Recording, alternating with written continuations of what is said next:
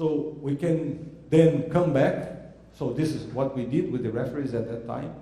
We come back to our experiment, Bell measurement experiment, the mass interferometer with an additional mirror. We precede this interferometer with rotating devices like the wave plate for polarization and the Dove prism for the Hermite-Gaussian structure. And then now we are going to quantize the input and output modes of the whole device. So this input mode here, I call it mu1. It has its corresponding annihilation operator. This one, which is in the vacuum, is mu2. And then we have the output ports is B1 and B2. Okay? And then, of course, I can establish a relationship between the output annihilation operators and the input annihilation operators. This is the unitary matrix that characterizes the mass, this device, the interferometer, with the rotating devices. Okay, so this is the unitary matrix that makes the transformation between the input and output modes. And then I can define the M quantities, the intensities in terms of Bay dagger D and for mode 1 and for output mode 1 and output mode 2. So these are the quantities that we are going to actually measure in the experiment, okay? And then, well, this is all written, the S parameter and the M parameters, and everything is written in quantum optical language, in terms of the quantum optical variables. So all I have to do now is to plug in these expectation values the state that I want. So if I plug in here a single photon in a radially polarized mode, psi plus, I end up with 2 square root of 2. Okay? And this corresponds to an entangled state between modes H, H, and VV. But if I plug here the coherent state, alpha, a coherent state, in the radially polarized mode, which is a product, a tensor product of coherent states, I end up with 2 square root of 2, the same value. So this is how we got rid of the annoying referee that was saying that, no, you actually have. There was one referee saying that, well, you actually have entanglement, and quantum entanglement, and you are just demonstrating violation of Bell inequality in one more quantum system, so it's not interesting. And then I said, well, you see, this inequality, so first, I cannot have a true quantum entanglement just by shaping a laser beam with some polarization pattern, okay? And if I plug in I plug the product coherent state in this Bell quantity here, I will find the 2 square root of 2. So if you want to establish some kind of quantum origin for this violation, you are going to get in trouble.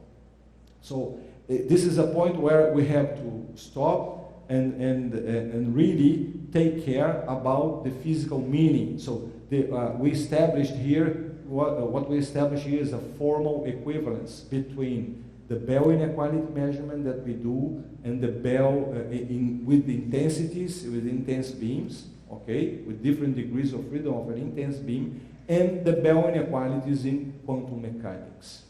Of course, in this case, if I send single photons here, these quantities here, they will be built with counting photo counts, with clicks, and then with single photons being sent here, these quantities, they will be described by probabilities indeed.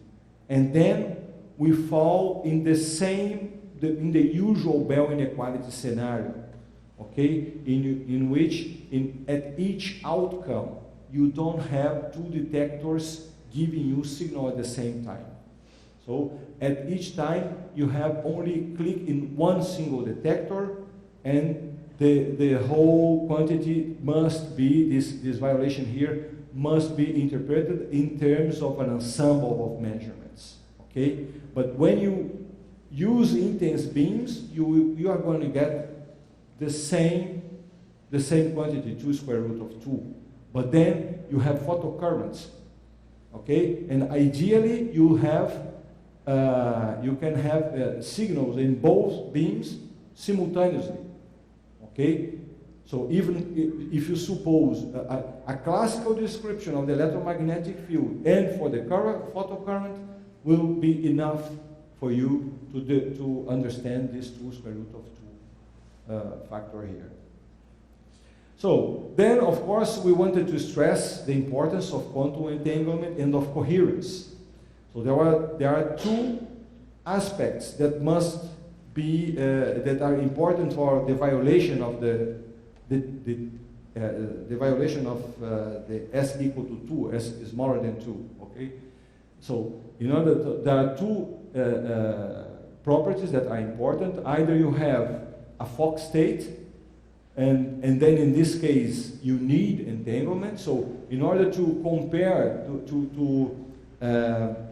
somehow investigate the role played by entanglement, we consider two kinds of Fock states. So this is a true Fock state, okay? And this is a statistical mixture of Fock states, but with, how can I say, it's a statistical mixture of Fock states with a fixed total number of photons. Okay, so you have a fixed total number of photons, but they can be randomly distributed between modes H and VV.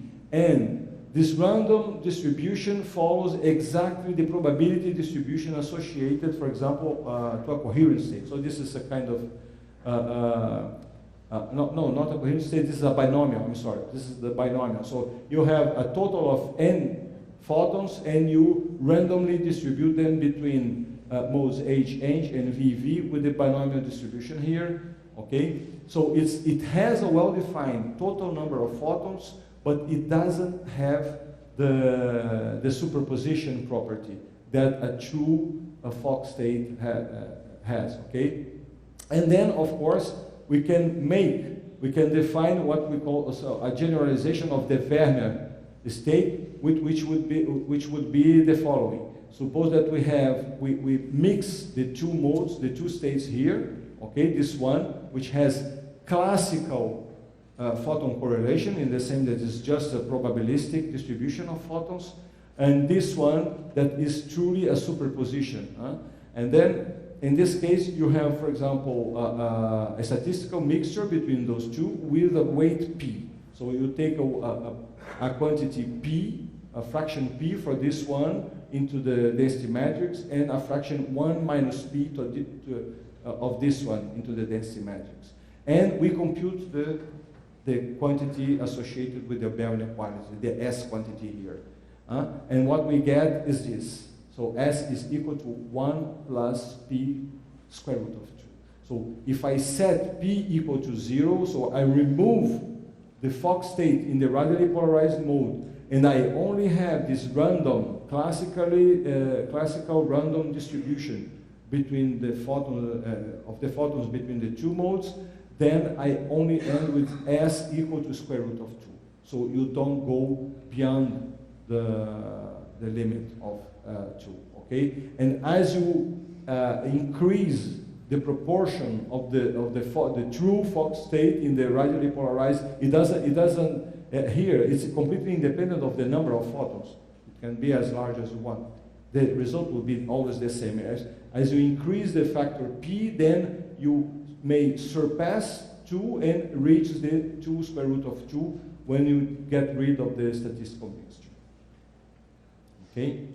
So in this way, we see how the entanglement, this one is entangled, this one is separable.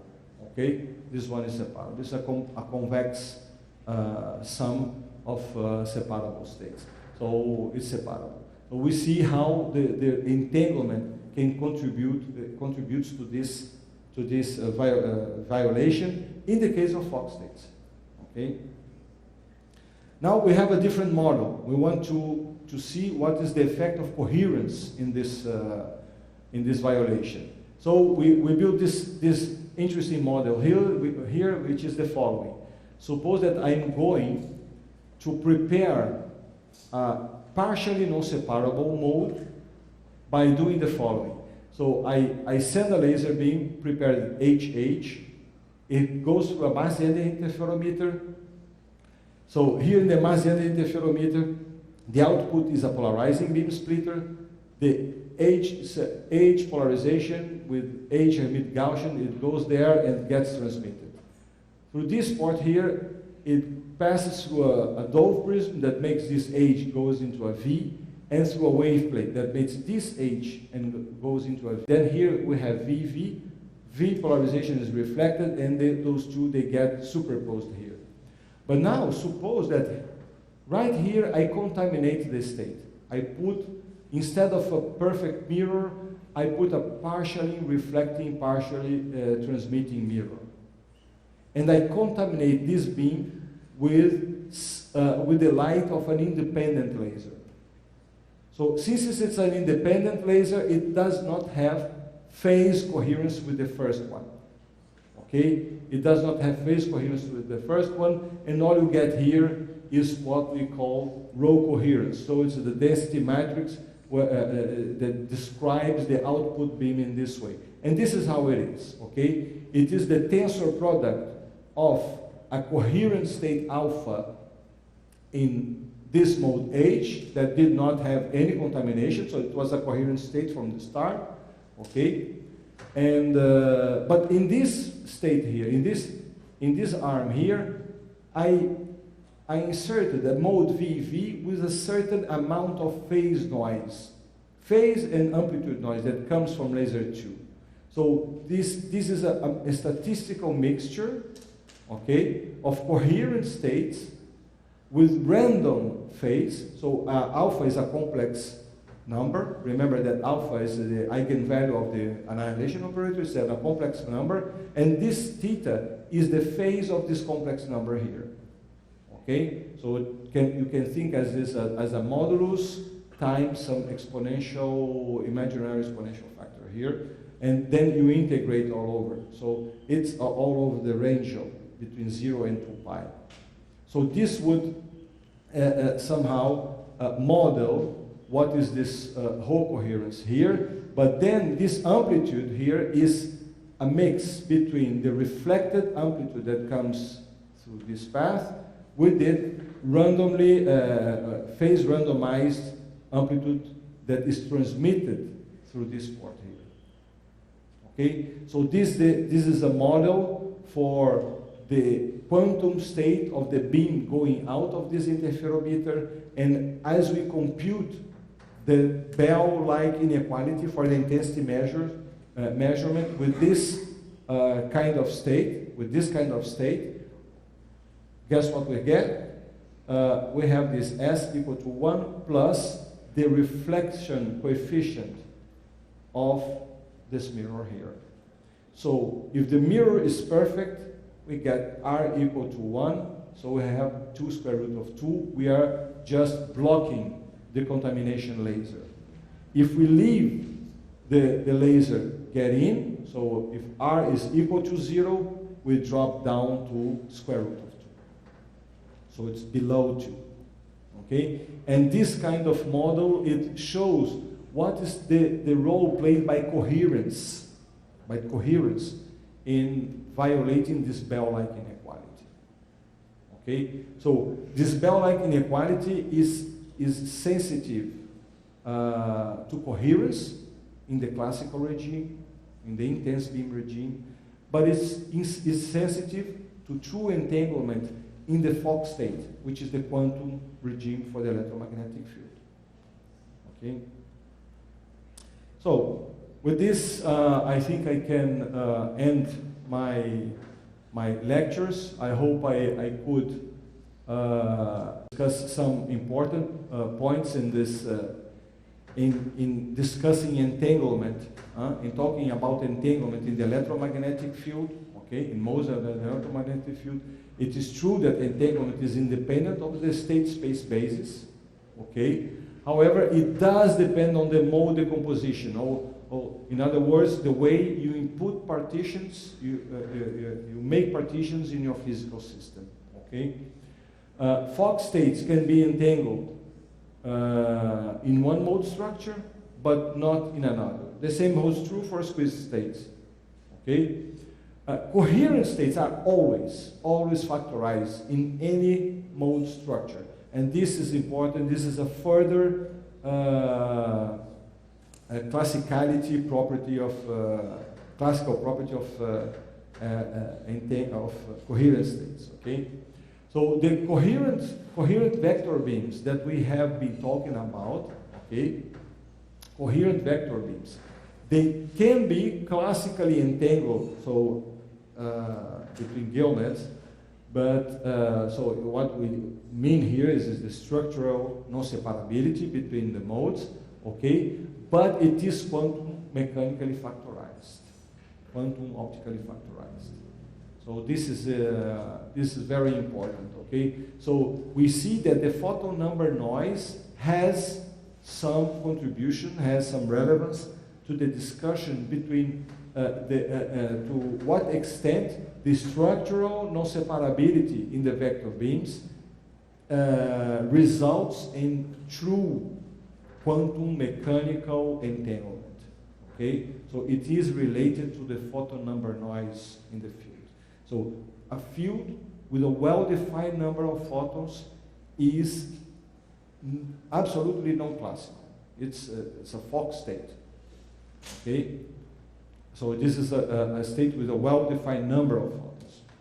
So finally, I would like just to mention, so all this vision of the quantum optics in terms of modes, okay, in terms of quantized modes, this identification of the optical modes as the physical object being quantized, okay, is strongly influenced by this physicist here, which is Claude Fabre, okay, so he has a very nice quantum optics book, which I strongly recommend. And to my knowledge, the first time I saw this quantization of the electromagnetic field written in terms of paraxial modes to describe beams, because after all, when these people were they were in the very beginning of the quantum optics, and they started to say, well, we always talk about plane waves, we always talk about, but we do our experiments with lasers. It's very clearly not a plane wave. It's very clearly not a plane wave.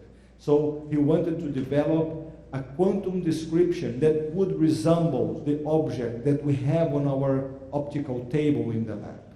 Okay, so the first time I saw this was in this edition of the Les Houches Summer School. Okay, it was back in '95. I was very young at that time, and I was lucky enough to go there and see Claude Fabre's course. And the 2 years later, the following 2 years, '96 and '97, I was there doing a post at the Laboratoire Cassel-Brossel. With Claude Fabre and Elisabeth Chapovian. Okay, so I hope I could show you that this structural non-separability in classical beams needs to incorporate quantum information concepts to better accommodate facts from classical coherence theory that were not very well understood until very recently. Okay, they were not very well understood, and the concept of entanglement is necessary to understand certain properties of even classical fields. However, when actually talking about quantum electromagnetic fields as a resource for quantum information, we have to be careful. We have to do proper quantum optical theory of the electromagnetic field and deal with the true objects that we have, squeeze states, coherent states. As I said in the beginning, the approach of first quantization language is not adequate for doing quantum optics. It's not a well-defined number of particles that we are talking about. The number of particles is not just a parameter, it's really a quantum operator. It's an observable. Okay? It can even interfere and oscillate. So, okay, so with that, I thank you very much for your attention, and I am open for questions.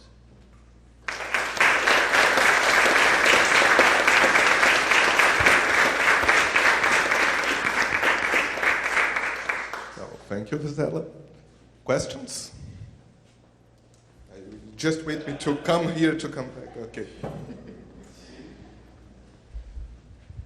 Zela, thank you for the talks. And I think you convinced everyone that modes is a very good Hilbert space for also working with entanglement. But then you can also play with both things, with these classical Hilbert spaces related to modes and the quantum Hilbert space related to the usual quantization, to the photonic structure. Can you discuss a little bit, comment a little bit on it, please? Yeah, so in fact, what we have in our lab, we have equipment to prepare these non-separable modes, and also an object of study in our laboratory is nonlinear process, second harmonic generation, and also optical parametric oscillators, okay? So what we are trying to do now, our aim is to try to make an optical parametric oscillator to generate these vector modes and make them quantum optically correlated. So we want to produce EPR correlations between those vector modes. And of course, we can do that proof of principle experiment of quantum cryptography without alignment. Then, in this case, we can discuss the possibility of doing quantum cryptography without alignment in the EPR correlation. So there is an approach, a continuous variety approach to quantum cryptography too. So this is the kind of thing that we want to do. So it's exactly the point. This is the way we match the two subjects. Thank you for the question. Can you go back a few slides to the one where you derive, you find a general formula for the value of S depending on P? I'm sorry, you find it's at something like 1 minus P square root of 2, a value for S. Yeah, that one, go forward 2 slides. One more? Yeah. Okay. So, What happened? I did nothing. Just change the slide.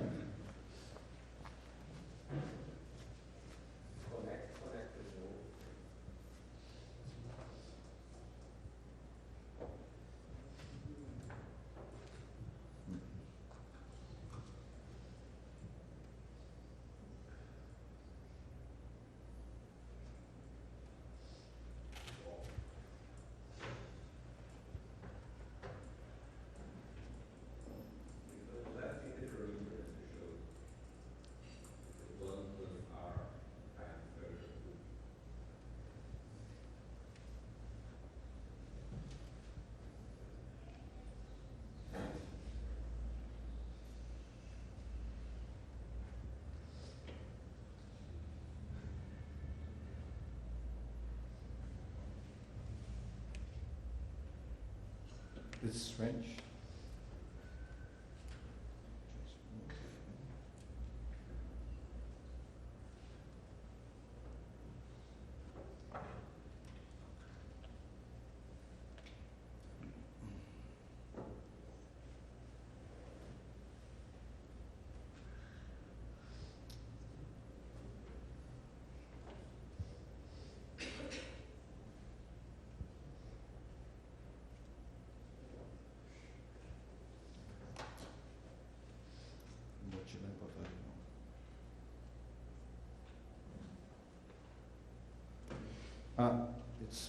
Maybe it's because of battery.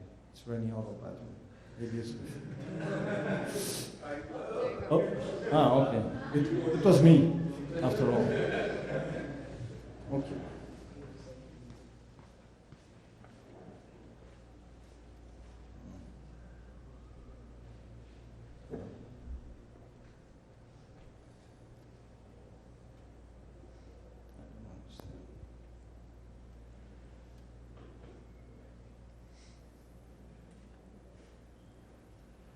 Okay. Yeah, so S equals 1 plus P times the square root of 2, and when P equals 1, you have the maximum value. Yes. Does it also mean S cannot go below square root of 2?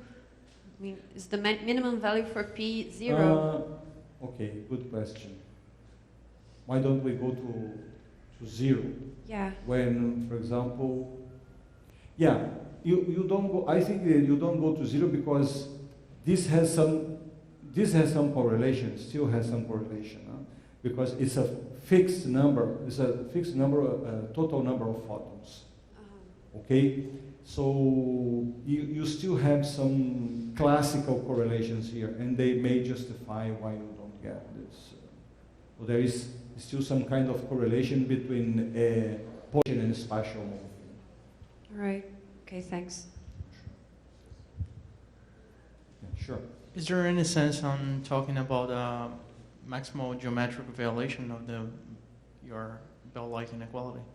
I'm sorry, what? Is there any sense of talking about maximal geometric violation of your Bell-like inequality? Maximal geometric violation? Yeah. I don't know. I'm sorry, what's a geometric violation in this case? Would be the smaller or equal than 4. Okay, small, okay. I don't know. And actually, we are trying to simulate a PR box with this. So, I don't know. We think that we can simulate a PR box. But in this, I think that whatever it is the reason in quantum mechanics that prevents you to surpass 2 square root of 2, it's also the same reason here in this structural separation. Because from the mathematical point of view, it is the same structure. Okay, so I think that this geometric bound that you mentioned, it also applies here. Okay, the PR box simulation that we want to do is something that also has been done in quantum mechanics. You have to do some tricks or something that is not the usual way to make detections in order to get to saturate that form, to overrule the zero-sum limit. But I think that in this case it also applies. The geometry, yes, of course, I think it has a sense to talk about that. Thank you. Sure. Any other question? No? So let's thank Antônio Zelaquett again.